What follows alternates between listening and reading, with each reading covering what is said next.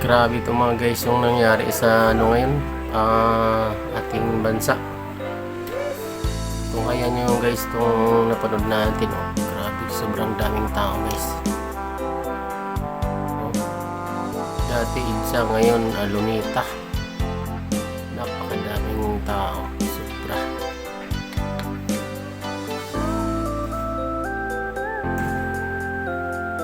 Grabe guys, so parang mga ano sa ano, langgam lang na nagkayagaw ba.